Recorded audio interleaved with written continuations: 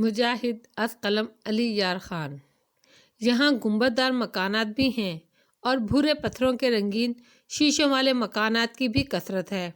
جدید ترین عمارتیں بھی ہیں جن کی بلندیاں آسمان کو چھوتی نظر آتی ہیں۔ پلازہ کا علاقہ شہر کے قلب میں شمار ہوتا ہے۔ یہ جگہ پبلک جلسوں کے لیے مشہور ہے۔ آنسویرا اسٹریٹ پر لکڑی کی ایک سلیب 1781 کے کسی واقعے کی یادگار کی شکل میں موجود ہے۔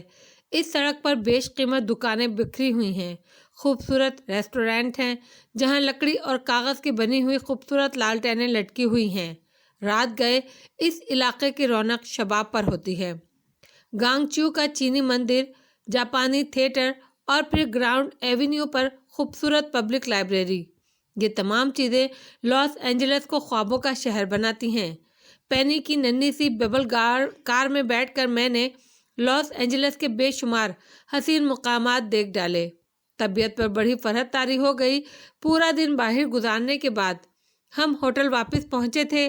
کمرے کا دروازہ کھول کر اندر داخل ہوئے ہی تھے کہ ایک ویٹر نے ایک خوبصورت لفافہ ہاتھ میں تھما دیا۔ آپ کے لیے ایک پیغام ہے جناب، اس نے ادب سے کہا۔ لفافے پر ہوٹل کا نام درج تھا۔ اندر ایک کاغذ موجود تھا جس پر لکھا تھا، پینی، جس وقت واپس آؤ اس فون پر رنگ کر لو، ملر۔ پورے دن کی خوشگوار تاثر کو اس پیغام نے زائل کر دیا۔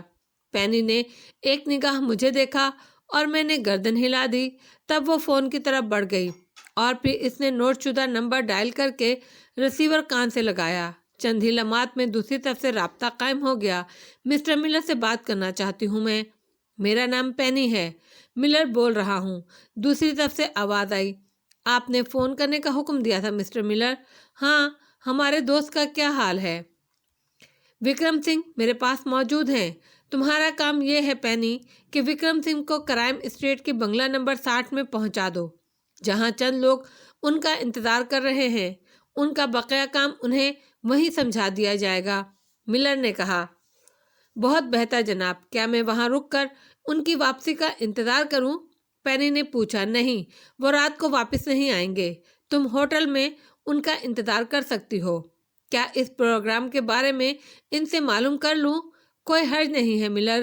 ملر کی آواز ابھری۔ پینی نے ماؤتھ پیس پر ہاتھ رکھ کر مجھ سے کچھ کہنا چاہا، لیکن میں نے اسے موقع نہ دیا۔ ٹھیک ہے پینی، یہ میرا فرض ہے جو وعدے کے مطابق مجھے پورا کرنا ہے۔ میں مسٹر ملر کی آواز سن چکا ہوں، میں نے کہا اور پینی نے گردن ہلا دی۔ وکرم سنگھ تیار ہے مسٹر ملر، میں انہیں کس وقت وہاں پہنچا دوں؟ ٹھیک ہے، 10 بجے، جواب ملا۔ بہتر، میں حکم کی تعمیل کروں گی۔ اس نے فون رکھ دیا اور پھر مجھے دیکھنے لگی۔ ممکن ہے مسٹر ملر آج ہی تم سے وہ کام لے لیں جس کی تمہاری اور ان کے درمیان بات ہوئی ہے۔ وہ بولی، ممکن ہے، میں نے مختصراً کہا۔ اس کے بعد تمہارا کیا پروگرام ہے؟ یہ حالات کی نوعیت پر منحصر ہے پینی۔ ملر نے مجھ سے کہا ہے اس کام کی تکمیل کے بعد وہ مجھے امریکہ سے نکلنے میں مدد دے گا۔ امریکہ میں میری زندگی کو سخت خطرہ لاحق ہے۔ امریکی پولیس بالآخر میرا کھوج نکال لے گی۔ میں یہاں سے نکل جانا چاہتا ہوں۔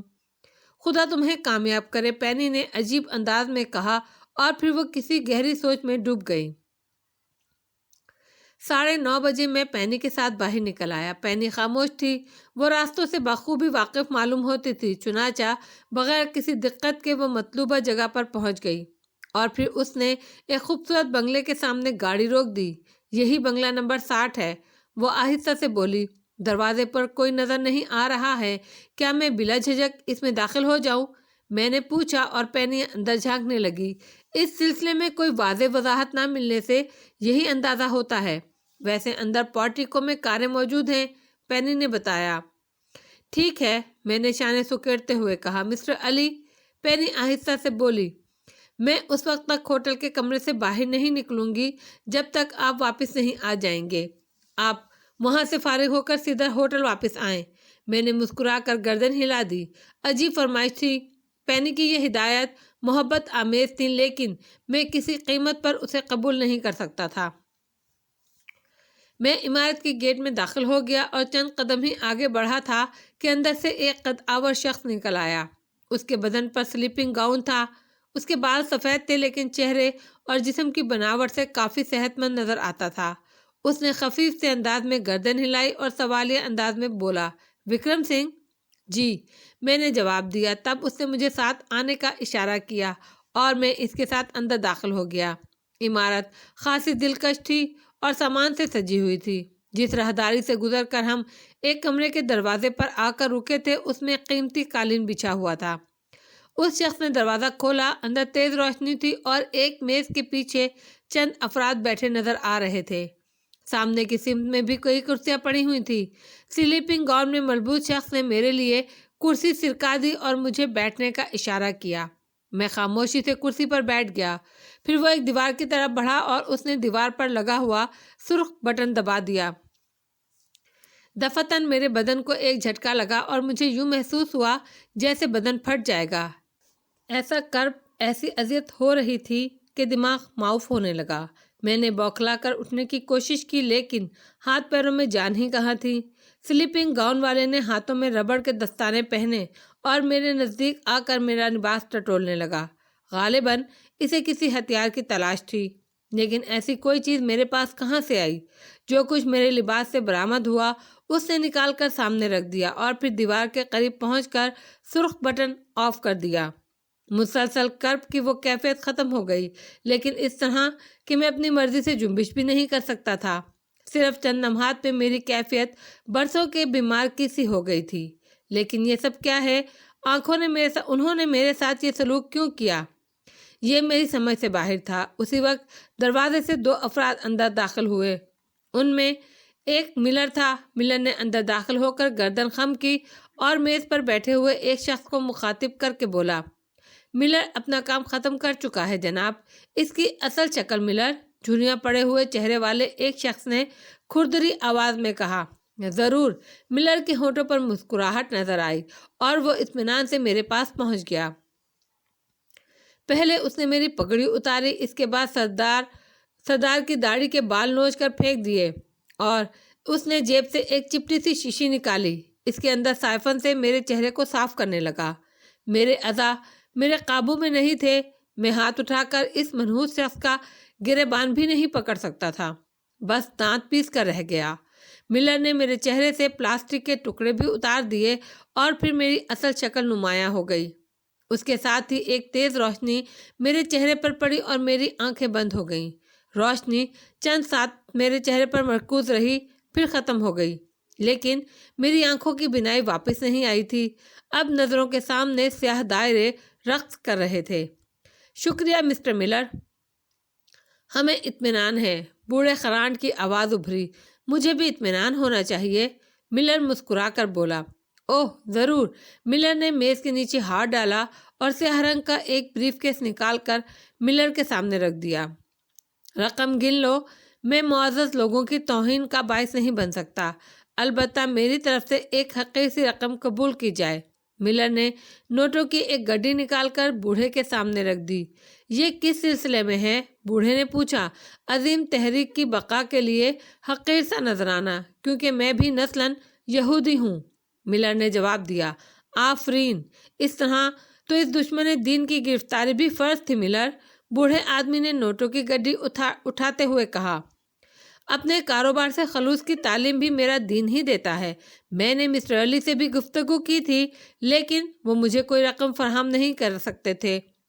تب میں نے سوچا ان کے عوض ایک مناسب معاوضہ مجھے کہاں سے مل سکتا ہے۔ میں اپنے دوست پولیس افسران کو بھی نواز سکتا تھا، لیکن اس سے مجھے کیا ملتا؟ چنانچہ میں نے آپ لوگوں سے رابطہ قائم کیا۔ اس کے ساتھ ہی میں نے مسٹر علی کی حفاظت کا معقول انتظام بھی کیا تھا، کیونکہ پولیس ان کی تلاش میں تھی۔ اگر میری تحویل میں یہ پولیس کے ہاتھ لگ جاتے تو مجھے بھی ان کی معاونت کے جرم میں گرفتار کر لیا جاتا۔ گویا میں نے محنت کی اور محنت کا معاوضہ ضروری ہوتا ہے، ملر نے جواب دیا، اور بوڑھے آدمی نے اطمینان بخش انداز میں گردن ہلا دی۔ ٹھیک ہے، اگر یہ تمہارا کاروبار ہے تو ہمیں اعتراض نہیں۔ ایک بار پھر تمہارا شکریہ، بوڑھے آدمی نے کہا اور ملر باہر نکل گیا۔ غصے کے مارے میرا برا حال تھا۔ ملر نے کتنی بڑی دغا کی تھی مجھ سے، لیکن یہ اس لیے عام سی بات تھی کہ ان کا تعلق یہودی قوم سے تھا۔ میں جرائم کی زندگی کا انسان نہیں تھا، اسی لیے دھوکے کا شکار ہو گیا۔ اس زندگی میں آنے کے بعد مجھے محتاط رہنا چاہیے تھا۔ کسی پر اعتماد کر کے خود کو بے بس کر لینا شرمندگی کی بات ہے۔ مجھے پہلا قدم اٹھاتے ہی کوئی اقدام اٹھا لینا چاہیے تھا۔ یہ اندازہ لگا لینا کوئی مشکل کام نہیں تھا کہ وہ کون لوگ ہیں۔ تمام افراد دھیمی آواز میں گفتگو کرتے رہے، غالباً میرے بارے میں کوئی فیصلہ کر رہے تھے۔ پھر ان میں سے ایک نے کسی کو آواز دی۔ اس بار اس طویل کمرے کے عقبی دروازے سے ایک شخص نمودار ہوا۔ نہایت بدحیت شخص تھا۔ گوشت کے تودے اس کے جسم پر جمے ہوئے تھے، ناک چپٹی تھی، آنکھیں بے حد چھوٹی تھیں۔ صاف زرد رنگ کی وجہ سے اسے چینی کہا جا سکتا تھا۔ اس کے بدن کا لباس بھی ڈھیلا ڈھالا اور پیشانی پر سرخ پٹی چڑھی ہوئی تھی۔ اندر آ کر وہ رکوع کے انداز میں جھکا اور سیدھا کھڑا ہو گیا۔ اوشویا، اسے لے جاؤ اور رات کو اپنی تحویل میں رکھو۔ خطرناک آدمی ہے، اس لیے خیال رکھنا، بوڑھے نے کہا۔ چینی نے گردن جھکائی اور میری طرف بڑھا۔ پھر اس نے میرا بازو پکڑ کر اٹھایا۔ سخت کوشش کے بعد میں کھڑا ہو گیا، لیکن قدم آگے نہیں بڑھا رہا تھا۔ اس سے قبل میں نے ایسی بے بسی کو کبھی محسوس نہیں کیا تھا۔ میں محسوس کر رہا تھا کہ میں چل نہیں پاؤں گا۔ اور پھر چینی نے نہایت حقارت سے مجھے اٹھا کر کاندھے پر ڈالا اور اسی دروازے میں داخل ہو گیا جہاں سے وہ نکل کر آیا تھا۔ یہ بھی ایک روشن راہداری تھی، آگے جا کر گم گئی۔ چینی مجھے لیے ہوئے ایک اور کمرے میں آ گیا۔ پورے کمرے میں صرف ایک مسہری پڑی ہوئی تھی۔ چینی نے مجھے اس مسہری پر اچھال دیا۔ نرم گدے پر میں نے کئی جھٹکے کھائے۔ خیال رہے کہ میں باہر موجود ہوں، اس لیے فرار کی کوئی کوشش نہیں کرنا، چینی نے صاف انگریزی میں کہا۔ اس کی آواز اس کے تن و توش کی بنسبت بہت باریک تھی۔ دوسری بات جو میں نے محسوس کی وہ یہ تھی کہ گوشت کی چٹان ہونے کے باوجود وہ بے حد پھرتیلا تھا۔ پھر وہ باہر نکل گیا اور میں مسہری پر پڑے اپنے بدن کے دوران خون کے درست ہونے کا انتظار کرنے لگا۔ پورے بدن میں اب بھی سنسنی تھی جو آہستہ آہستہ زائل ہوتی جا رہی تھی۔ ان غیر متوقع واقعات نے پہلے تو میرے ذہن کو غصے سے طاری کر دیا تھا، لیکن جوں جوں حواس بحال ہوتے جا رہے تھے میں اس صورتحال پر غور کرنے کے قابل ہوتا جا رہا تھا۔ ان لوگوں نے جو کچھ کیا ٹھیک ہی کیا، میں ان کا دشمن ہوں اور دشمن کے ساتھ ہر بدترین سلوک کیا جا سکتا ہے، پھر غصہ کیسا؟ ملر بھی کوئی شریف انسان نہیں تھا۔ جرائم پیشہ ہونے کے ساتھ ساتھ وہ یہودی بھی تھا، اسی لیے اس نے وہی کیا جو ایک یہودی کو کرنا چاہیے تھا۔ رہ گئی پینی کی بات تو وہ لڑکی ان واقعات سے قطعی ناواقف تھی، چنانچہ میں اس معاملے کی حد تک اسے بے قصور سمجھتا ہوں، لیکن اب یہ ساری باتیں قبل از وقت تھیں، زندگی اور موت کے بالکل قریب آ گئی تھی۔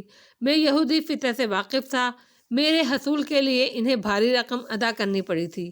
یہ رقم اس لیے نہیں ادا کی گئی ہوگی کہ وہ قانون کا احترام کرتے ہوئے مجھے نہایت نیک نفسی کے ساتھ پولیس کے حوالے کر دیں گے، بلکہ وہ یقیناً میرے ساتھ کوئی ایسا سلوک کریں گے جو ان کے اندر سلگتی ہوئی انتقام کی آگ کو بجھا دے گا۔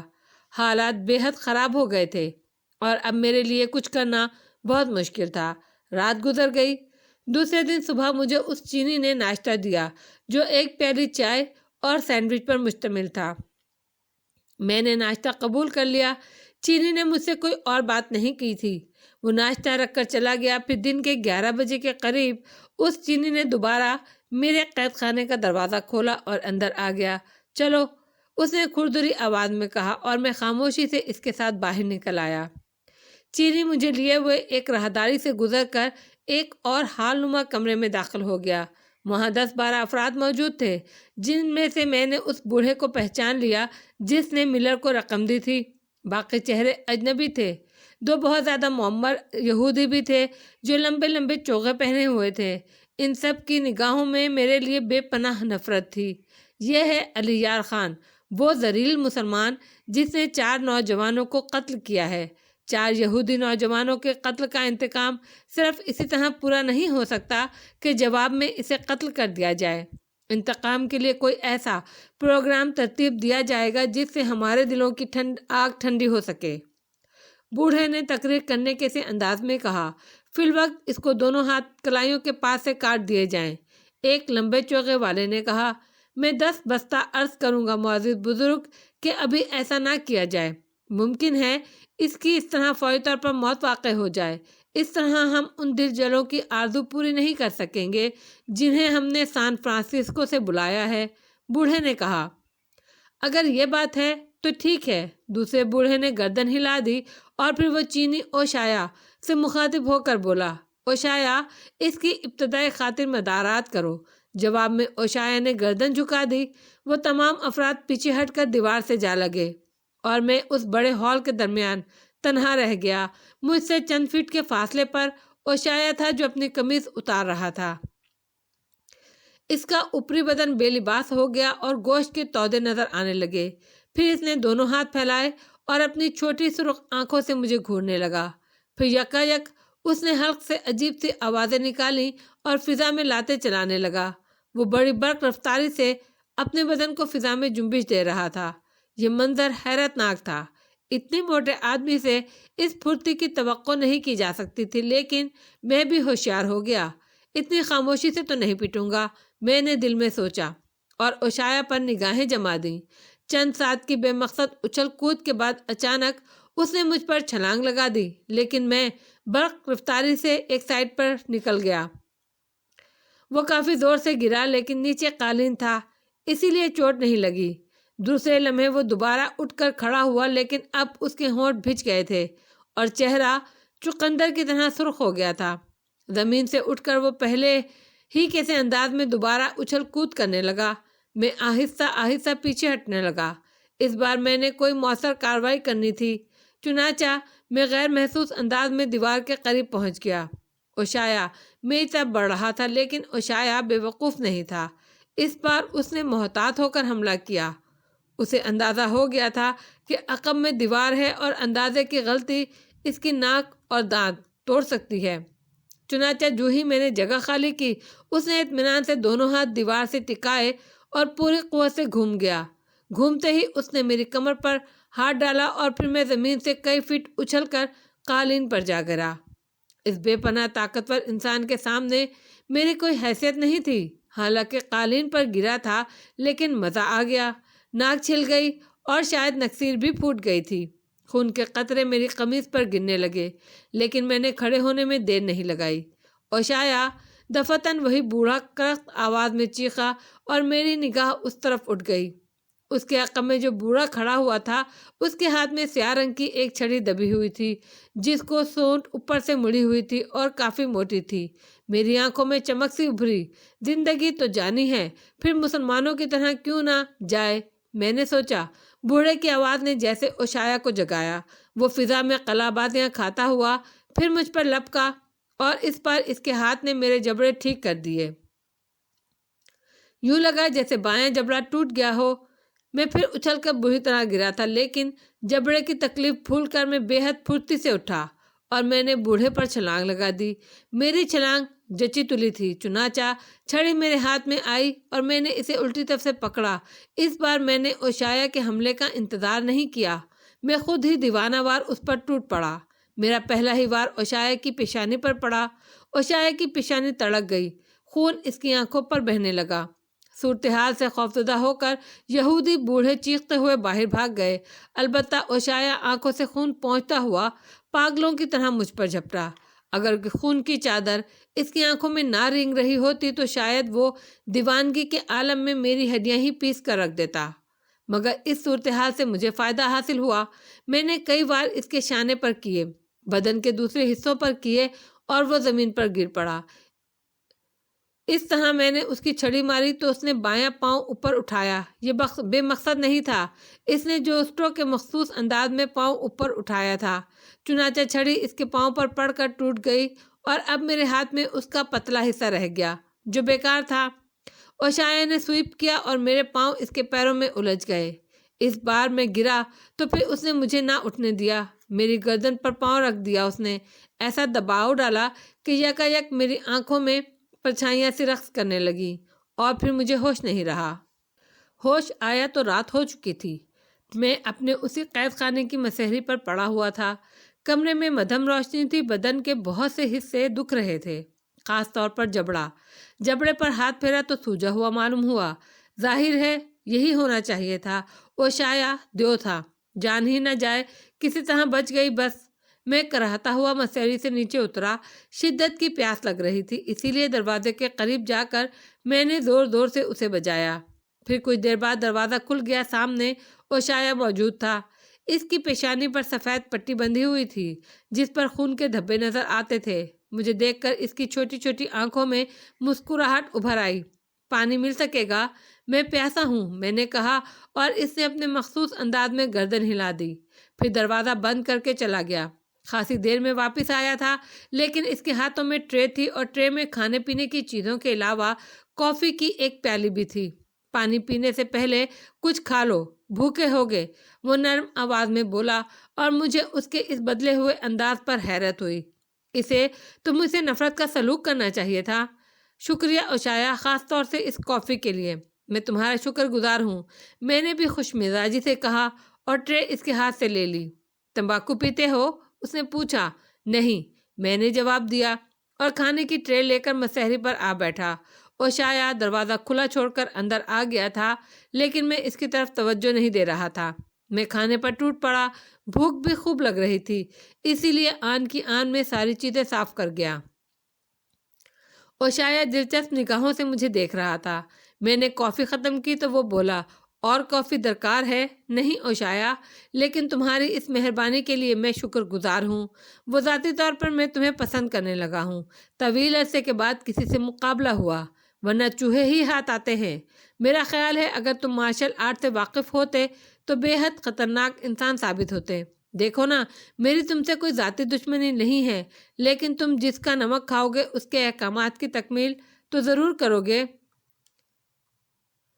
بے شک اوشایا، کیا تم ان کے ملازم ہو؟ میں نے پوچھا۔ ہاں، مسٹر دویان میرے آقا ہے۔ یہ انہی کا مکان ہے؟ میں نے پوچھا۔ ہاں، اوشایا نے مختصراً کہا۔ کون کون رہتا ہے یہاں؟ میں نے ایک اور سوال کیا۔ صرف میں، کبھی کبھی وہ لوگ میٹنگ کے لیے آ جاتے ہیں۔ اس وقت وہ لوگ کہاں ہیں؟ میں نے پوچھا، اور اوشایا کے ہونٹ مسکراہٹ میں ڈھل گئے۔ جنگ کر کے نکل جانے کے چکر میں ہو، لیکن کامیاب نہیں ہو سکو گے۔ میں اتنا بودا نہیں ہوں، مارشل آرٹ میں بلیک بیلٹ ہوں۔ ویسے تمہاری مرضی ہے، چاہو تو کوشش کر لو۔ اس وقت اس مکان میں میرے علاوہ اور کوئی نہیں ہے، اس نے مسکراتے ہوئے کہا۔ ایک چینی یہودی کا ملازم کس طرح ہو گیا؟ چینی بھی تو یہودیوں کو پسند نہیں کرتے، میں نے کہا۔ امریکہ میں رہ کر یہودیوں سے دشمنی ممکن نہیں ہے، اور پھر میرے استاد محترم کے مسٹر دویان سے گہرے تعلقات ہیں، انہی کے حکم سے یہاں نوکری کر رہا ہوں۔ استاد اگر کہیں کہ سمندر میں چھلانگ لگا دو تو پھر میں سمندر میں چھلانگ لگا دوں گا، وہ میرے لیے ایک مقدس جگہ ہو جائے گی۔ ویسے تمہارا تعلق کس ملک سے ہے؟ اوشایا نے پوچھا۔ میں پاکستانی ہوں، میں نے اسے اپنی شہریت کے بارے میں بتایا۔ اوہ، اوشایا کسی قدر مضطرب ہو گیا۔ کیا واقعی تم پاکستانی ہو؟ اس نے اضطراب سے ہاتھ ملتے ہوئے پوچھا۔ ہاں، تم پریشان کیوں ہو گئے؟ میں نے پوچھا۔ مجھے پاکستانیوں سے محبت ہے، وہ ہمارے دوست ہیں، لیکن مسٹر دویان سے تمہاری کیا دشمنی ہو گئی؟ اور پھر میں نے اوشایا کو اس دشمنی کی پوری تفصیل بتا دی۔ اوشایا لمحہ بلمحہ پریشان ہوتا جا رہا تھا۔ پھر اس نے پرخیال انداز میں کہا، تب تو میں نے اچھا ہی کیا جس وقت تم بے ہوش ہو گئے تھے اور میں تمہیں ہاتھوں میں اٹھا کر باہر لا رہا تھا تو مسٹر دویان نے حکم دیا تھا کہ میں تمہاری گردن دبا کر ہلاک کر دوں۔ اگر تم ہوش میں ہوتے تو مجھے ان کے حکم کی تعمیل کرنی پڑتی، لیکن میں نے ان سے وعدہ کیا کہ میں تمہیں قابو میں رکھوں گا، اور میں نے معذرت کی کہ میں کسی بے ہوش انسان کو قتل نہیں کر سکتا۔ کیوں قتل نہیں کر سکتے؟ میں نے پوچھا۔ استاد کا حکم ہے۔ تمہارا استاد بھی کوئی اعلیٰ ظرف انسان معلوم ہوتا ہے۔ کون ہے وہ؟ کیا نام ہے اس کا؟ جوشو اولایو، مارشل آرٹ کا ماہر ہے۔ ہالی ووڈ میں تمہیں اس کا ثانی نہیں ملے گا، لیکن اس نے مارشل آرٹ کا کوئی انسٹیٹیوٹ نہیں کھولا، صرف اس لیے کہ اسے سفید فاموں کو یہ آرٹ سکھانا پڑے گا، اور کون جانے ان میں کون کتنا ظرف رکھتا ہے۔ جوشو اولایو، میں نے زیر لب دہرایا۔ تم نے اس کا نام سنا ہے؟ اوشایا بولا۔ ہاں، سان فرانسسکو میں میرے چند دوستوں نے میری بہت مدد کی تھی۔ مسٹر کائشن، ان کی بیٹی لوئیشی، بیٹے ہوشن اور ہینگشن میرے گہرے دوست ہیں۔ مسٹر کائشن نے کہا تھا کہ ہالی ووڈ میں مسٹر جوشو سے مل لوں۔ وہ میرے دشمنوں کے خلاف میری مدد کریں گے، لیکن حالات نے مجھے اس کی مہلت نہیں دی۔ میں نے پرخیال انداز میں کہا اور اوشایا پھر بری طرح مضطرب نظر آنے لگا۔ کیا نام لیے تھے تم نے؟ کائشن، لوئیشے، ہوشن؟ وہ بے اختیار بولا۔ ہاں، یہی 3 نام لیے تھے میں نے۔ ان لوگوں سے تمہاری ملاقات کہاں ہوئی تھی؟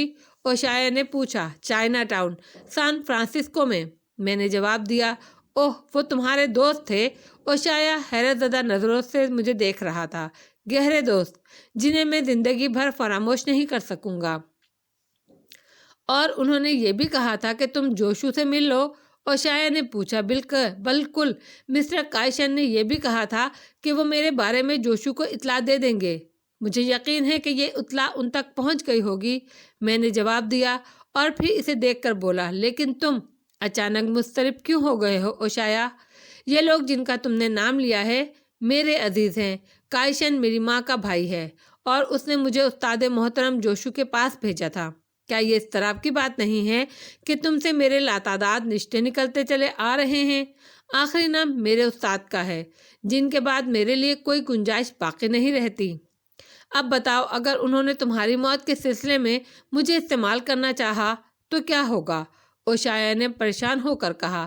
وہ تمام لوگ کہاں گئے ہیں؟ میں نے پوچھا۔ میں تمہیں بتا چکا ہوں کہ عموماً وہ لوگ اس مکان میں نہیں رہتے، بس اس کی دیکھ بھال کے لیے میں ہی رہتا ہوں۔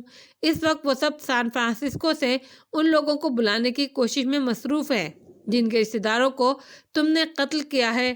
وہ چاہتے ہیں ان کی موجودگی میں تمہیں قتل کیا جائے تاکہ ان کے دلوں کی بھڑاس بھی نکل جائے۔ یہ لوگ کسی طور تمہیں پولیس کے حوالے نہیں کریں گے، کیونکہ پولیس کی کارروائی ذرا مختلف ہوتی ہے۔ ممکن ہے حکومت امریکہ تمہیں موت کی سزا بھی دے دے، لیکن یہ سزا ان کی پسند کے مطابق نہیں ہوگی۔ چنانچہ وہ اپنے طور پر ہی تمہارا فیصلہ کرنا چاہتے ہیں۔ ان کے مذہبی عقائد کے مطابق تمہاری اذیتناک موت بہت ضروری ہے، اوشایا نے بتایا، اور پھر کسی خیال کے تحت اچھل کر کھڑا ہو گیا۔ لیکن یہ نہیں ہونا چاہیے، میں بڑی الجھن میں ہوں۔ تمہارا تعلق ان لوگوں سے ہے جو میرے لیے بے حد محترم ہیں۔ ذرا ٹھہرو، بلکہ یوں کرو، میرے ساتھ آؤ۔ میرے اور تمہارے درمیان ایک چھوٹی سی یگانیت نکل آئی ہے، مجھے شرمندہ ہونے کا موقع مت دینا۔ اس نے ہاتھ اٹھا کر کہا اور کمرے کا دروازے سے باہر نکل گیا۔ میں بھی اس کے ساتھ ساتھ چل پڑا۔ تب وہ ایک دوسرے کمرے میں پہنچا جہاں فون رکھا ہوا تھا۔ اس نے فون پر چند نمبر ڈائل کیے اور مجھے فون کے نزدیک ہی رکھی ہوئی ایک کرسی پر بیٹھ جانے کا اشارہ کر دیا۔ میں بیٹھ گیا۔ وہ ٹیلی فون کا ریسیور کان سے لگائے چند ساتھ انتظار کرتا رہا، پھر بولا، ہیلو، اوشایا بول رہا ہوں، استاد محترم جوشو سے بات کرنا چاہتا ہوں۔ پھر اس نے بڑے احترام سے گردن جھکائی اور دوبارہ بولا، استاد محترم، آپ کا خادم، آپ کا غلام اوشایا بات کر رہا ہے۔ ہاں، ایک بہت اہم مسئلہ آن پڑا ہے، بڑا ہی پریشان کن، اور جب کسی پریشانی کا موقع آ جاتا ہے تو استاد محترم میری رہنمائی کرتے ہیں۔ میں اس وقت بھی آپ سے رہنمائی چاہتا ہوں۔ بات یہ ہے کہ ایک شخص بڑی مشکلات کے بعد گرفتار ہو کر میرے آقا کے پاس آیا ہے۔ میرا آقا اسے قتل کر دینا چاہتا ہے۔ اس شخص کا نام علی یار خان ہے اور یہ سان فرانسسکو میں برکلے یونیورسٹی کا طالب علم ہے۔ اس نے اوشایا اچانک رک گیا، چند لمحات دوسری طرف کی بات سنتا رہا، پھر بولا، ہاں بالکل میرے نزدیک موجود ہے، لیکن استاد محترم کیا؟ اچھا، میں ٹیلی فون اسے دیتا ہوں، اس نے بوکھلائے ہوئے لہجے میں کہا اور ٹیلی فون میرے ہاتھ میں دیتے ہوئے بولا، میرے استاد محترم جوشو۔ میں نے ٹیلی فون کا ریسیور اوشایا کے ہاتھ سے لے کر کان سے لگایا اور ماؤتھ پیس میں بولا، میں علی یار خان بول رہا ہوں۔ اوہ لڑکے، تم کہاں ہو؟ میں تمہارے لیے کتنا پریشان ہوں، تم اس کا تصور بھی نہیں کر سکتے۔ ایک نرم اور تشویشناک آواز ابھری، کیا آپ کو مسٹر کائشن کا پیغام مل چکا ہے مسٹر جوشو؟ ہاں، یہ بہت پہلے کی بات ہے، لیکن تم نے مجھے بے حد پریشان کر دیا۔ آخر تم ان لوگوں کے ہتھے کس طرح چڑھ گئے؟ یہ سب کیسے ہوا؟ طویل داستان ہے مسٹر جوشو، بس یوں سمجھ لیں کہ میرے خلاف ایک انتہائی گہری سازش کی گئی ہے اور اتفاقیہ طور پر میں ایسے لوگوں کے ہاتھ لگ گیا جنہوں نے مجھے یہاں تک پہنچا دیا۔ مجھے بے حد افسوس ہے۔ میرا دوست کائشن کیا سوچے گا؟ تم ہالی ووڈ میں آئے اور میں تمہارے لیے کچھ نہیں کر سکا، لیکن فکر مند نہیں ہو، جوشو تمہاری پوری مدد کرے گا۔ تم پریشان مت ہو، میرے پاس پورے اعتماد سے پہنچ جاؤ۔ بہت بہت شکریہ مسٹر جوشو، لیکن میرے وہاں پہنچنے کا کیا طریقہ ہوگا؟ جوشو چند لمحات کے لیے کسی سوچ میں ڈوب گیا اور پھر بولا، ٹیلی فون کا ریسیور اوشایا کو دو۔ میں نے اشارے ہلا کر ریسیور اوشایا کو دے دیا۔ دوسری طرف سے اوشایا کو کچھ ہدایات ملتی رہیں، پھر اس نے گردن ہلا دی۔ استاد محترم، میرے لیے اس دنیا میں آپ سے بڑھ کر کوئی نہیں ہے، میں تعمیل حکم کروں گا۔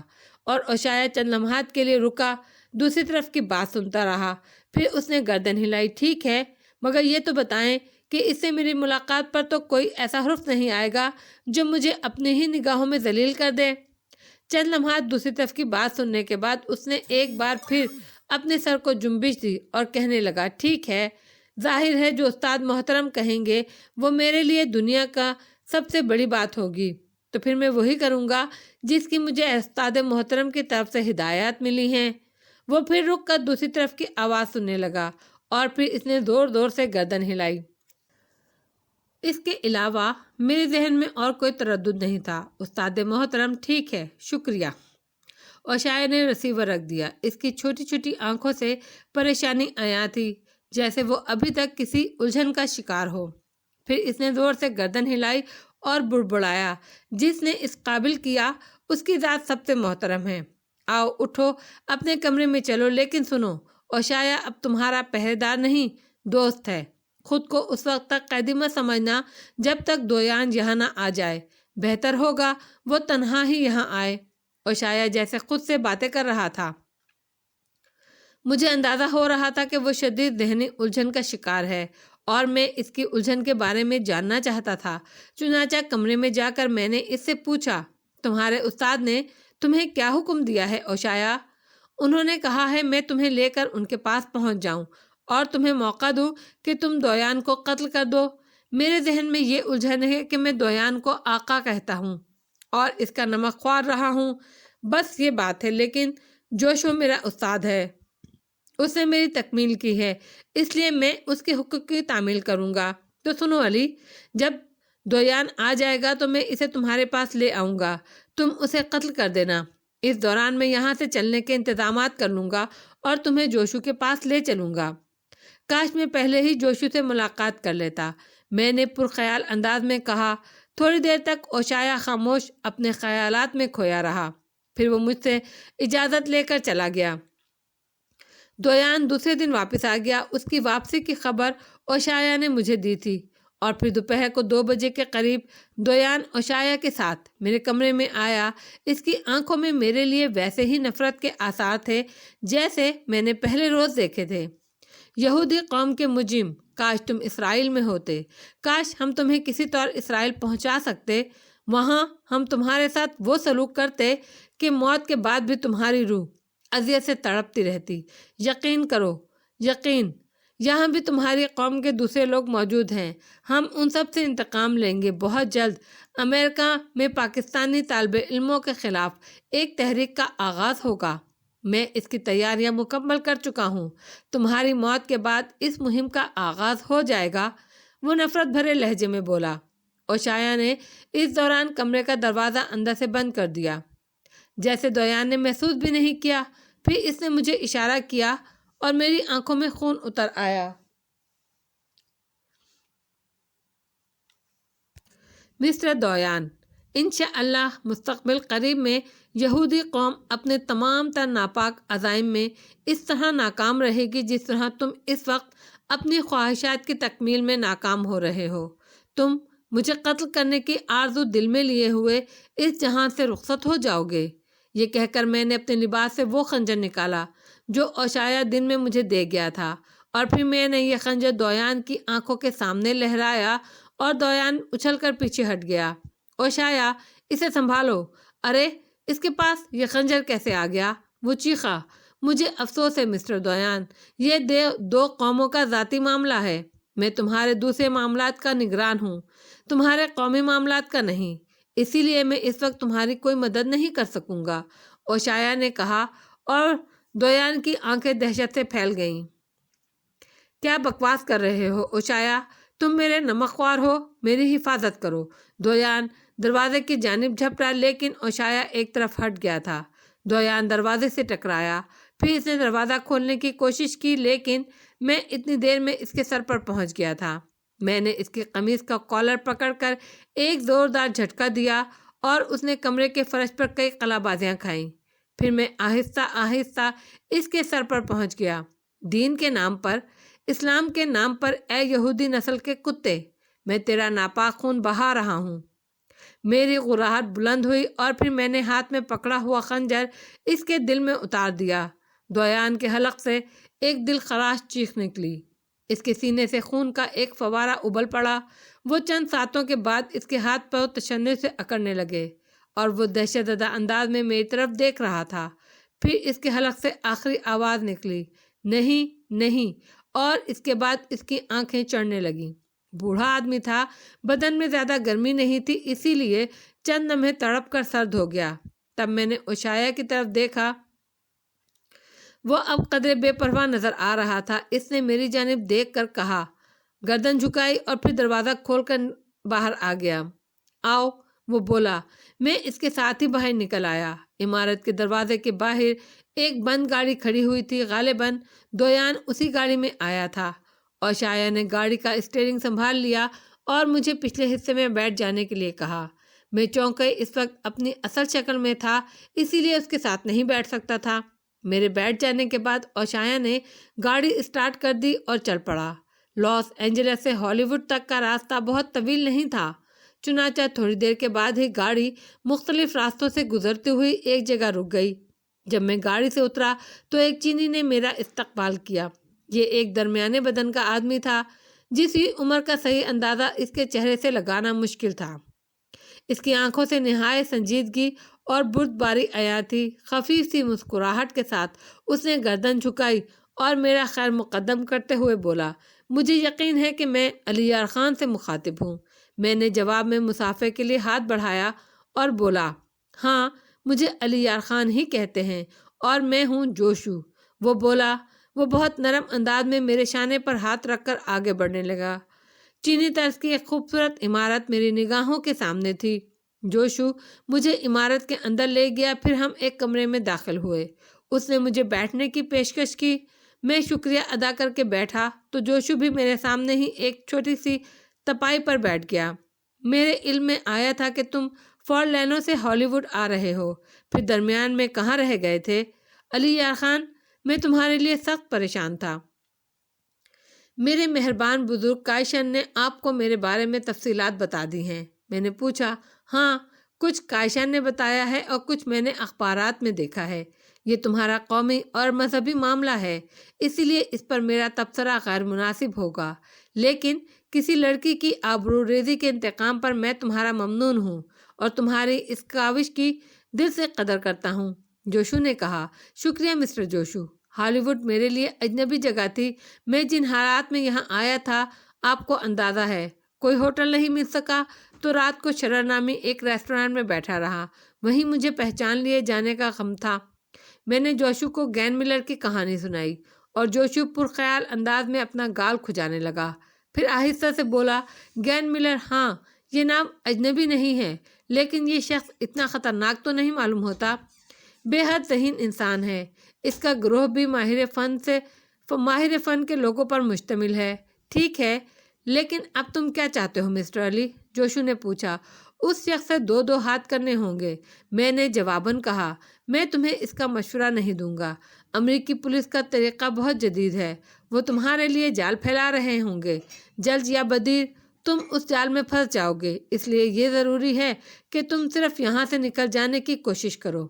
آپ کا مشورہ سر آنکھوں پر مسٹر جوشو، لیکن میں اس بدبخت کے پاس میری ایک تحریر موجود ہے جو میرے لیے سخت تشویشناک ہے۔ میں اسے حاصل کرنا چاہتا ہوں۔ اگر وہ تحریر اس کے پاس رہی تو میں زندگی بھر ایک عذاب میں مبتلا رہوں گا۔ جوشو کی چھوٹی چھوٹی آنکھیں خیالات میں ڈوبی ہوئی تھیں۔ پھر اس نے گہری سانس لے کر کہا، مسٹر علی، میں ہالی ووڈ میں طویل عرصہ گزار چکا ہوں۔ ہم یہاں اچھے شہریوں کی مانند رہ رہے ہیں۔ ہالی ووڈ کی تاریخ میں کسی چینی نے اس شہر میں کوئی جرم نہیں کیا۔ میری خواہش ہے کہ آئندہ بھی ایسا نہ ہو، لیکن اس کے باوجود ہم اپنے مفادات کی نگرانی بھی کرتے ہیں۔ مارشل آرٹ کے سلسلے میں میرا ایک ذاتی کلب ہے، لیکن میں نے کبھی اس کی تشہیر نہیں کی۔ یہ فن میں نے صرف چینی نوجوانوں کے لیے مخصوص رکھا ہے۔ تم نے ایک اچھے جذبے کے تحت یہ قتل کیے ہیں، لیکن جرم صرف جرم شمار کیا جاتا ہے، اور کسی مجرم کی اعانت بھی جرم ہی تصور کی جاتی ہے۔ میں تمہاری مدد کرنا چاہتا ہوں، لیکن یہ تمہارا فرض ہے کہ میرا کیریئر خراب نہ کرو۔ اگر اس شخص کو قتل کرنا اتنا ہی ضروری ہے تو پھر اس سلسلے میں تمہیں خود کاوش کرنی ہوگی۔ میں صرف تمہاری رہنمائی کر سکتا ہوں۔ مجھے احساس ہے مسٹر جوشو، اور میں جانتا ہوں کسی کی پرسکون زندگی میں الجھن پیدا کرنا کوئی اچھی بات نہیں ہے۔ اگر آپ یقین کریں تو ہالی ووڈ آ کر فوری طور پر آپ کو تلاش نہ کرنے کی وجہ بھی یہی تھی کہ میں آپ کو پریشان نہیں کرنا چاہتا تھا۔ بہر صورت حالات نے مجھے کھینچ کر آپ تک لے آیا ہے، تو میں آپ سے صرف اتنی اعانت چاہتا ہوں کہ مجھے امریکہ سے نکلنے میں مدد دیں۔ باقی کسی معاملے میں آپ کو تکلیف نہیں دوں گا۔ یہ میری ذمہ داری ہے۔ میں اس سلسلے میں بھرپور کوشش کروں گا مسٹر علی، اور اب تم آرام کرو۔ میں گین ملر کے بارے میں معلومات حاصل کر کے تمہیں مناسب اطلاعات فراہم کر دوں گا۔ اس کے بعد اس سلسلے میں تم خود ہی کوئی قدم اٹھاؤ گے۔ جوشو نے کس قدر صاف گوئی سے کام لے کر کہا، اور میں نے پرخلوص لہجے میں اس کا شکریہ ادا کیا۔ در حقیقت کسی غیر متعلقہ شخص کو اس سے زیادہ تکلیف دینا حماقت ہی تھی۔ اول تو بیچارے اوشایا کا مستقبل تاریک ہو گیا تھا۔ دویان کے قتل کے سلسلے میں نہ جانے جوشو کیا کرے گا، یہ بات میرے لیے تجسس کا باعث تھی۔ چینی طرز کی اس عمارت میں میرے قیام کا بندوبست کر دیا گیا۔ یہاں میں نے کئی پرسکون گھنٹے گزارے۔ میں ایک بار پھر ہالی ووڈ واپس آ گیا تھا، اور اب دیکھنا یہ تھا کہ یہاں سے نکلنے کے کیا انتظامات ہوتے ہیں۔ جوشو مجھے بردبار اور حلیم الطبع شخص نظر آتا تھا۔ مجھے یقین تھا کہ جس شخص نے میری اس قدر مدد کی ہے وہ آئندہ بھی مجھے بچانے کے لیے مناسب اقدامات کرے گا۔ چنانچہ کس قدر اطمینان ہو گیا تھا، اور اطمینان ہونے کے بعد میرے ذہن میں گین ملر ابھر آیا۔ بدبخت نے کس چالاکی سے میرے خلاف جال بنا تھا۔ اپنی دانست میں تو اس نے مجھے جال میں پھنسا ہی دیا تھا، لیکن یہ میری خوش قسمتی تھی کہ میں ان خطرناک لوگوں سے بچ نکلنے میں کامیاب ہو گیا۔ گین ملر کے خلاف میرے دل میں بے انتہا نفرت ابھر آئی، اور میں نے تہیہ کر لیا کہ اسے کیفر کردار تک پہنچائے بغیر یہاں سے نکلنے کا تصور بھی نہیں کروں گا۔ دوسرے دن جوشو نے میرے ساتھ قہوہ پیتے ہوئے مجھے بتایا، گین ملر نامی شخص کے بارے میں یہاں کچھ شبہات ضرور پائے جاتے ہیں۔ وہ ایک طویل عرصے تک امریکی محکمہ پولیس سے متعلق رہا ہے۔ اپنی باغیانہ فطرت کی وجہ سے اس نے اس محکمے سے استعفیٰ دے دیا تھا۔ اب وہ فلموں میں کام کرتا ہے۔ اس کے علاوہ اس کے بارے میں کچھ تفصیلات نہیں مل سکیں، سوائے اس کے کہ وہ یہودی النسل ہے۔ ہاں، یہ بات مجھے معلوم ہو چکی ہے مسٹر جوشو، میں نے کہا۔ اور کیا تمہیں پہلے ہی معلوم ہو گئی تھی؟ جوشو نے پوچھا۔ نہیں، اس وقت جب ملر نے مجھے میرے عوض حاصل کیے ہوئے معاوضے میں سے کچھ حصہ نکال کر صہیونی تنظیم کے لیے دویان کو دیا تھا، اس وقت میں نے جوشو کو بتایا۔ واو! جوشو کے ہونٹوں پر خفیف سی مسکراہٹ ابھری۔ اس کا مطلب یہ ہے کہ وہ جرائم پیشہ ہونے کے ساتھ ساتھ قوم پرست بھی ہے۔ کیا گین ملر کی رہائش گاہ کے بارے میں بھی کچھ پتہ چل سکا مسٹر جوشو؟ میں نے پوچھا۔ ہاں، وہ بورین نگر کی ایک عمارت میں رہتا ہے۔ میری رہنمائی وہاں تک کی جا سکے گی؟ میں نے سوال کیا۔ یقیناً، تم جب بھی پسند کرو، جوشو نے کہا۔ تو آپ اس کا بندوبست کر دیں، میں آپ کا شکر گزار رہوں گا، میں نے کہا۔ چینی نوجوان ایک رنگین شیشوں والی خوبصورت کار میں میرے ساتھ گئے تھے۔ ہمارا انداز سیر و تفریح کا سا تھا۔ ہم ہالی ووڈ کی پر رونق شاہراہوں سے گزر رہے تھے۔ پھر ہم کئی سڑکوں پر چکراتے ہوئے ایک خوبصورت رہائشی علاقے میں پہنچ گئے۔ میں پینی کے ساتھ کئی بار باہر نکل چکا تھا، لیکن اس کے باوجود ہالی ووڈ میرے لیے اجنبی تھا۔ پھر بھی اس عمارت کو میں نے دور ہی سے پہچان لیا، جس میں کئی دن گزارے تھے۔ میں نے اپنے چینی دوستوں سے اس کی تصدیق کی، اور انہوں نے گردن ہلا دی۔ ہاں، یہی گین ملر کی رہائش گاہ ہے۔ بس ٹھیک ہے، واپس چلو، میں نے اپنے ساتھیوں سے کہا، اور کار واپس مڑ گئی۔ تھوڑی دیر کے بعد ہم واپس جوشو کے پاس پہنچ گئے۔ تم نے وہ عمارت پا لی؟ جوشو نے پوچھا۔ ہاں مسٹر جوشو، میں آپ سے یہ معلوم کرنا چاہتا ہوں کہ اس سلسلے میں آپ کو کوئی الجھن تو نہیں ہے؟ میں نہیں سمجھا، جوشو نے پوچھا۔ ملر کو قتل کرنے کے بعد ممکن ہے پولیس کو میری یہاں موجودگی کا علم ہو جائے، اس طرح وہ ہالی ووڈ کی ناکہ بندی کر دے گی۔ کیا ان حالات میں آپ کے لیے مجھے یہاں سے نکالنے میں مشکلات پیدا ہو جائیں گی؟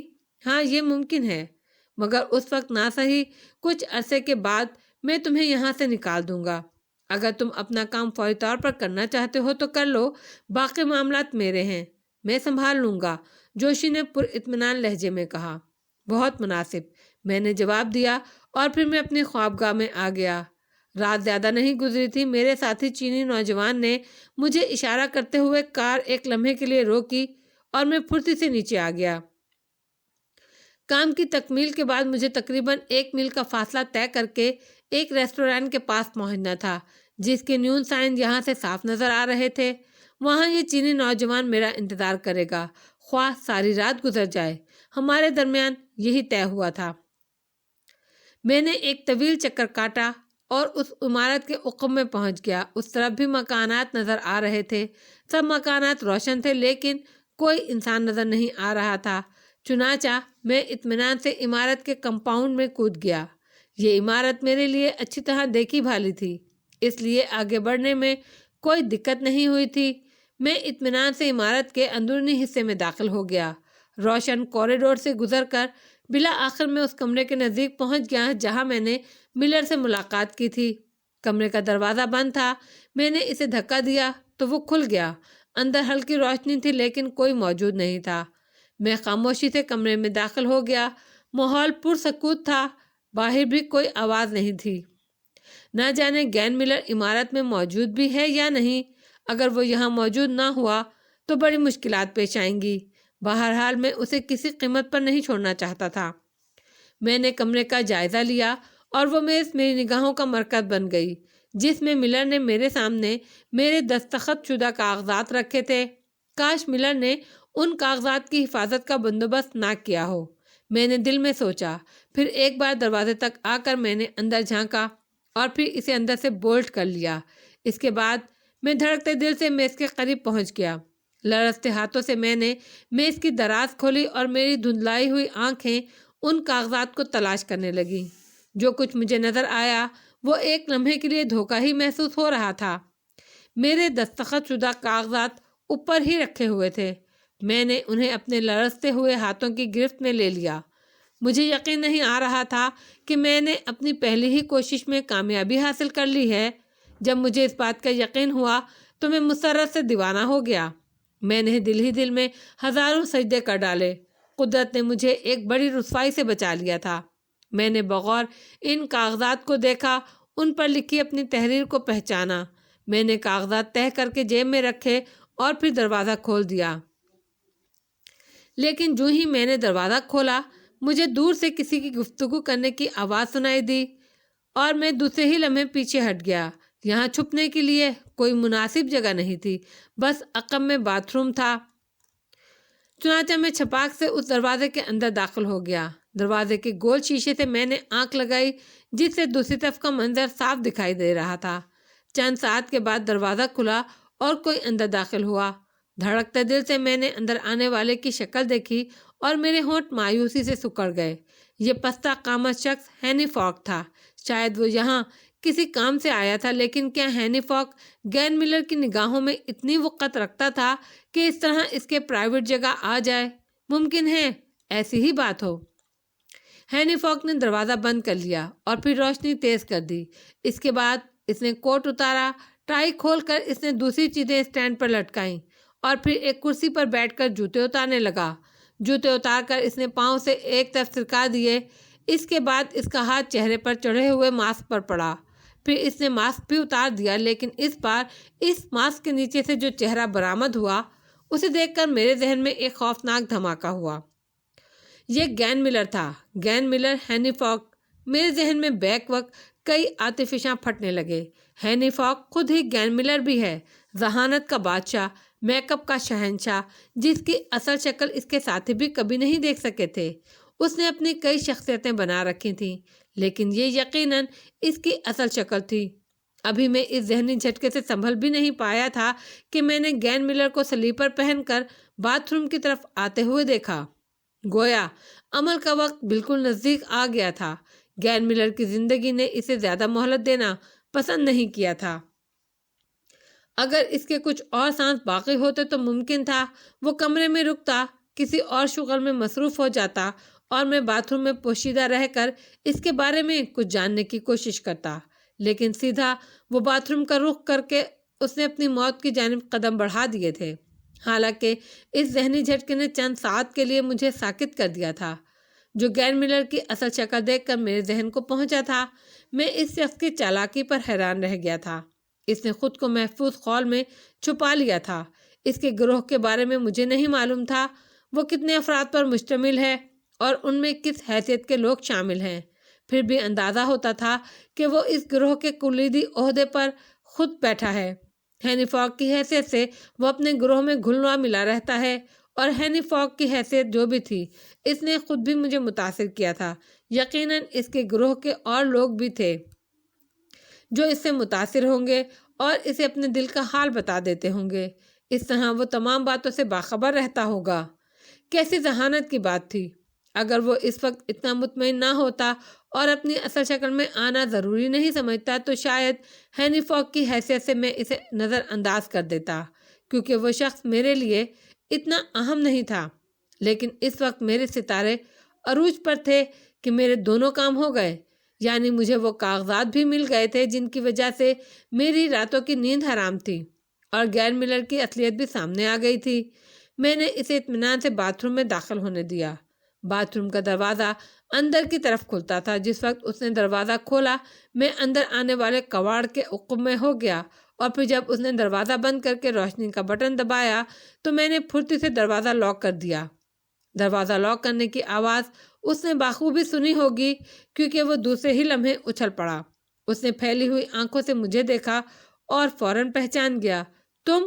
اس کی آواز سرگوشی کی سے انداز میں ابھری۔ آپ کا خادم مسٹر ملر، میں نے گردن خم کر کے کہا۔ ملر خشک ہونٹوں پر زبان پھیرنے لگا۔ اس کی عقابی نگاہوں نے پہلے میرے ہاتھوں کا جائزہ لیا اور پھر میری جیبوں کو دیکھا۔ میں نے ایک لمحے میں اندازہ لگایا کہ وہ پستول کی موجودگی کا جائزہ لے رہا ہے، چنانچہ میں نے مسکراتے ہوئے کہا، مجھ غریب الوطن کو پستول جیسی اشیاء کی آسائشیں کہاں میسر ہیں مسٹر ملر؟ ویسے بھی ہم گرم اور پسماندہ ملکوں کے لوگ ذہنی طور پر ذرا ڈھیلے ڈھالے ہوتے ہیں۔ تم تو فلمی اداکار ہو، یوں سمجھ لو کہ ڈائریکٹر کو جسمانی جمناسٹک دکھانا مقصود ہوتی ہے تو وہ ایسے مناظر میں پستول کی گنجائش نہیں چھوڑتا۔ یہی کیفیت اس وقت بھی ہے۔ مجھے یقین ہے کہ تم پورے اطمینان اور سکون سے باتھ روم میں آئے ہو، اسی لیے تم بھی غیر مسلح ہوگے۔ چنانچہ بات صرف ذہنی اور جسمانی ورزش کی رہ گئی ہے۔ اب یہ میں نہیں جانتا کہ ذہنی قوتوں کے ساتھ تمہاری جسمانی قوتوں کی کیا کیفیت ہے۔ مجھے یقین ہے کہ باتھ روم میں تم نے کوئی ایسا الارم نہیں لگا رکھا ہوگا جو کسی کو تمہاری مدد کے لیے بلا لے۔ کیا خیال ہے؟ گین ملر نے خود کو سنبھالنے میں بے حد پھرتی کا مظاہرہ کیا تھا۔ حیرت کے آثار چند لمحات کے بعد اس کے چہرے سے زائل ہو گئے، اور پھر اس نے گہری سانس لے کر کہا، واقعی بڑی ڈرامائی سچویشن ہے مسٹر دویان۔ اگر اس قدر غیر ذمہ دار انسان تھے تو مجھے ان کی مدد کر کے افسوس ہوا۔ خود ان کی کیا کیفیت ہے؟ میں نے انہیں ان کے لاتعداد آرزوؤں کے خون سے سرخ کر دیا ہے۔ میں نے مسکراتے ہوئے کہا، اچھا ڈائلاگ ہے۔ ویسے ایک طالب علم کا اتنا سفاک قاتل ہونا بڑا تعجب خیز ہے۔ میرا خیال تھا وہ 4 قتل تم نے مذہبی جنون کے عالم میں کیے ہوں گے، لیکن اس 5ویں قتل سے یہ ثابت ہوا کہ تم مسلسل جرم کرنے کی صلاحیت رکھتے ہو۔ آؤ باتھ روم سے باہر نکل کر گفتگو کریں گے۔ اس نے کسی قدر بے پرواہی کا مظاہرہ کرتے ہوئے قدم آگے بڑھا دیے۔ وہ اس وقت بھی اپنی اداکارانہ صلاحیتوں سے کام لے رہا تھا اور بے پرواہی کا مظاہرہ کر کے مجھ پر اپنی ذہنی قوت ارادی کا اثر ڈالنا چاہتا تھا۔ میں نے بھی اپنی پوزیشن میں نمایاں تبدیلی نہیں کی اور اسے نزدیک آنے دیا، لیکن جیسے ہی اس نے دروازے کے ہینڈل پر ہاتھ رکھنے کی کوشش کی، میرے طاقتور گھونسے نے اسے زمین سے 2 فٹ اونچا اچھال دیا، جس کے نتیجے میں وہ باتھنگ ٹب پر جا گرا اور پھر وہیں سے فرش پر۔ اس نے فوراً ہی فرش سے اٹھنے کی کوشش کی اور ٹپ سے پشت ٹکائے اپنا جبڑا سہلانے لگا۔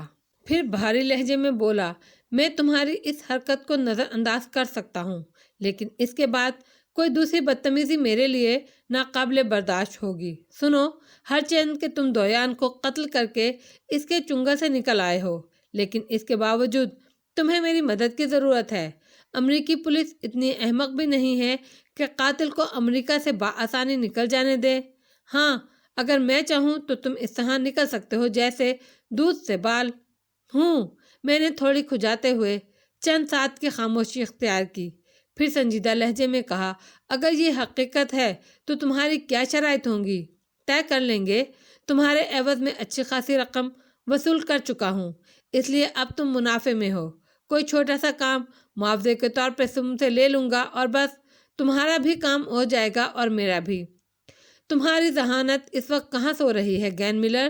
کیا تم یہ اندازہ نہیں کر سکتے کہ جس شخص نے تم سے اتنا بڑا فریب کھایا ہے وہ دوبارہ تمہاری باتوں میں کیسے آ سکتا ہے؟ میں نے مسکراتے ہوئے کہا، اگر وہ ذہین ہے تو ضرور میری باتوں میں آ جائے گا۔ تم میری حیثیت دیکھ چکے ہو، میں جس کا دوست بن جاؤں اس کے لیے آسانیاں ہی آسانیاں ہیں۔ ملر نے کہا، تم تو پہلے بھی میرے دوست بنے تھے۔ تم نے مجھ سے سارے کاغذات پر دستخط لے کر میرے خلاف ایسی خوفناک دستاویز بنائی تھی کہ مرنے کے بعد بھی میں اپنی اس حماقت پر شرمندہ رہتا۔ میں اچھی طرح جانتا ہوں کہ بات یہیں تک محدود نہیں رہتی، تم میرے اس اعتراف نامے کو بھی پوری قوت وصول کرتے، میری حکومت اسے خریدنے پر مجبور ہو جاتی، یا پھر تم اسے امریکی حکومت کے ہاتھوں فروخت کرنے کی کوشش کرتے۔ امریکی یہودی میرے ملک کو بدنام کرنے کے لیے تمہیں اس دستاویز کی منہ مانگی قیمت ادا کر سکتے تھے۔ یہ تو اب بھی ممکن ہے۔ میں اس سودے بازی کے لیے بنیادیں ہموار کر چکا ہوں، لیکن یہ سودا تم سے بھی ہو سکتا ہے، ملر نے کہا۔ میں آہستہ سے ہنس پڑا۔ تمہاری یہ بات تمہارے ذہنی دیوالیہ پن کا مظاہرہ کرتی ہے۔ اس سے پتہ چلتا ہے کہ اس وقت تمہاری فنکارانہ صلاحیتیں سو رہی ہیں اور تم شدید ذہنی انتشار کا شکار ہو گئے ہو۔ دنیا کے عظیم فنکار، اگر دستاویزات میرے ہاتھ نہ لگ گئی ہوتی تو اس وقت میں اتنے سکون سے تمہیں قتل کرنے کے بارے میں نہیں سوچ رہا ہوتا، بلکہ میری یہ کوشش ہوتی کہ تم سے دستاویزات کے بارے میں معلوم کروں۔ تمہاری مہربانی سے دستاویزات کے چاروں صفحات میری جیب میں موجود ہیں، اور میں اس بات پر تمہارا شکر گزار ہوں کہ تم نے انہیں محفوظ رکھنے کے لیے کوئی خاص کوشش نہیں کی، اور وہ مجھے اسی جگہ مل گئے جہاں میں نے انہیں پہلی بار دیکھا تھا۔ اب گین ملر کسی قدر پریشان نظر آنے لگا۔ میں نے اس کی آنکھوں میں فکر و پریشانی کے آثار دیکھے تھے۔ پھر وہ باتھنگ ٹب کا سہارا لے کر کھڑا ہوا۔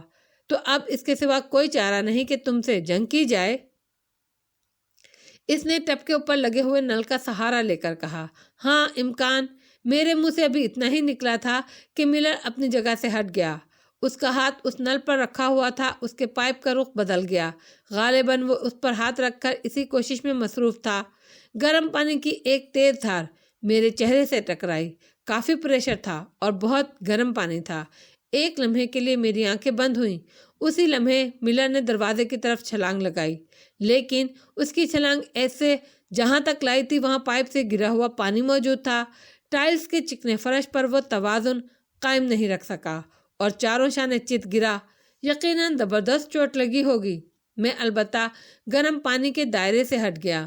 میری زوردار ٹھوکر نے اس کا شانہ بیکار کر دیا۔ تب میں نے جھک کر اسے اٹھایا اور ایک زبردست ہاتھ رسید کر دیا۔ اس بار وہ اچھل کر ٹپ میں جا پڑا۔ ذہنی قوتوں کا ماہر جسمانی لڑائی میں ماہر نہیں تھا۔ میں نے پانی کی دھار سے بچتا ہوا اس کے سر پر پہنچ گیا۔ میرے چہرے اور آنکھوں میں جلن ہو رہی تھی، لیکن اس وقت میں ان کو نہیں سوچ رہا تھا۔ ایسا سوچنا موت کو دعوت دینا تھا۔ چنانچہ میں نے گرم پانی کے پائپ کو ٹپ کی طرف موڑ دیا اور ملر کے حلق سے چیخ نکل گئی۔ اس نے دونوں ہاتھوں سے ٹپ کے کنارے پکڑے اور دیوانہ وار اٹھنے کی کوشش کی، لیکن میں نے اس کی انگلیوں پر زبردست ٹھوکریں ماری اور وہ دوبارہ ٹپ میں گر پڑا۔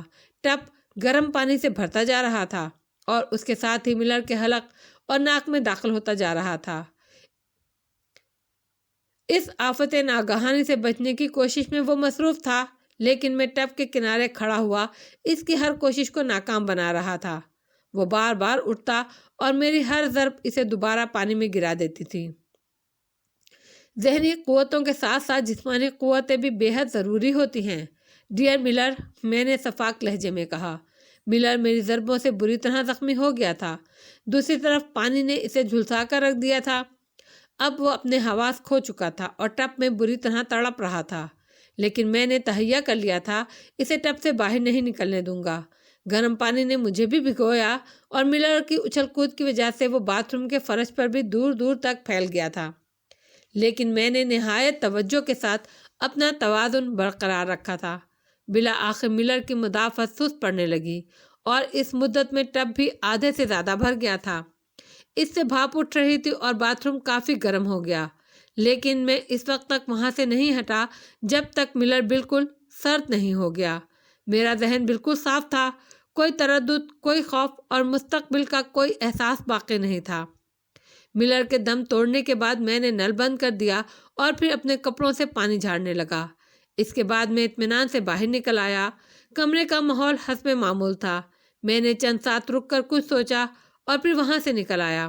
اس کے بعد اس عمارت سے نکلنے میں کوئی دقت پیش نہیں آئی تھی۔ چینی نوجوان پروگرام کے عین مطابق میرا انتظار کر رہا تھا۔ میں نے اسے مستعد پایا۔ میرے بیٹھنے کے بعد اس نے کار اسٹارٹ کر کے آگے بڑھا دی۔ مخصوص عمارت میں مسٹر جوشو میرے منتظر تھے۔ انہوں نے مجھے گہری نگاہوں سے دیکھا اور مسکرا کر بولے، کامیابی کی مبارکباد قبول کرو علی یار۔ شکریہ مسٹر جوشو، میں نے مسکراتے ہوئے کہا، لیکن آپ کا یقین میرے لیے باعث حیرت ہے۔ ہاں ڈیئر علی، میری عمر انہی تجربات میں گزری ہے۔ کامیاب چہرے نمایاں ہوتے ہیں، تمہارے لباس سے جدوجہد کا اظہار ہوتا ہے اور تمہارے چہرے سے کامیابی کا۔ کیا تم وہ دستاویزات بھی حاصل کرنے میں کامیاب ہو گئے ہو؟ جوشو نے پوچھا اور پھر خود ہی مسکراتے ہوئے بولا، لیکن میرے بچے، تمہیں چاہیے تھا کہ انہیں پہلی فرصت میں ضائع کر دیتے۔ یوں لگتا ہے جیسے دنیا کے بارے میں تمہارا تجربہ ابھی بہت کم ہے، تم انہیں اپنے ساتھ لیے پھر رہے ہو۔ ویسے مجھے یقین ہے تم امریکی پولیس کے لیے اپنے بارے میں کوئی سراغ چھوڑ نہیں آئے ہوگے۔ آپ دوسرے آدمی ہیں جو مجھے حیران کر رہے ہیں، میں نے ایک تھکی تھکی سی مسکراہٹ کے ساتھ کہا۔ یوں کرو، پہلے لباس تبدیل کرو، پھر میرے پاس آ کر بیٹھو اور یہ بتاؤ کہ میں تمہارے لیے کافی تیار کراؤں یا قہوہ۔ مجھے یقین ہے کہ کامیابی کی خوشی میں ابھی تمہیں نیند تو نہیں آ رہی ہوگی۔ آپ کا خیال درست ہے، میں کافی پیوں گا، میں نے کہا اور جوشو نے گردن جھکا دی، پھر باہر کی طرف رخ کر کے بولا، سی اندر آؤ۔ دوسرے ہی لمحے دروازہ کھول کر ایک چھوٹے سے قامت کی چینی گڑیا اندر آ گئی۔ میں نے اس مختصر سے قیام کے دوران پہلی بار اس لڑکی کو دیکھا تھا۔ انہیں ان کے کمرے تک لے جاؤ اور عمدہ سی کافی ہم دونوں کے لیے تیار کرا دو۔ لڑکی نے ادب سے سر جھکایا اور پھر اپنی ننھی ننھی آنکھوں سے مجھے دیکھا۔ ان آنکھوں میں ایک معصوم سی مسکراہٹ تھی۔ میں اس کے ساتھ باہر نکل آیا۔ لڑکی میرے کمرے تک آئی اور پھر اس نے چینی زبان میں مجھ سے کہا، جسے میں بالکل نہیں سمجھ سکا، کیا تم انگریزی نہیں جانتی؟ میں نے اسے سوال تو کر دیا، لیکن جواب میں وہ بے بسی سے مسکرا کر رہ گئی۔ میں نے بھی مسکراتے ہوئے گردن ہلا دی اور پھر میں اسے چھوڑ کر اندر داخل ہو گیا۔ لڑکی نے میرے عقب میں آنے کی کوشش نہیں کی تھی اور نہ میں نے دروازہ بند کیا۔ اس کے بعد میں نے لباس تبدیل کیا۔ ایک اونی گاؤن سلیپنگ سوٹ کے اوپر پہن کر میں نے سب سے پہلے کاغذات پر توجہ دی۔ میں نے انہیں بغور دیکھا، پھر گہری سانس لے کر ان کے باریک باریک پرزے کر دیے۔ اس کے بعد ان پرزوں کو فلیش میں ڈال کر پانی کھول دیا۔ ایک خوفناک مصیبت سے نجات مل گئی تھی۔ میں در حقیقت بہت خوش تھا۔ یہ کاغذات اگرچہ میری حکومت کا کچھ بھی نہیں بگاڑ پاتے، لیکن ایک سبکی تو ہوتی۔ ایک پاکستانی نوجوان کے نام کے ساتھ دین و ملت سے غداری کے الفاظ تو چسپاں ہو جاتے، اور یہ بات نہ صرف پاکستانیوں کے دلوں کو دکھاتی بلکہ امریکہ میں مقیم پاکستانی طالب علموں کے وقار کو بھی مجروح کرتی، اور یہ سب کچھ میری وجہ سے ہوتا۔ کوئی بھی سچا پاکستانی صہیونیوں سے کسی قسم کے تعاون کو بدترین گالی تصور کر سکتا تھا۔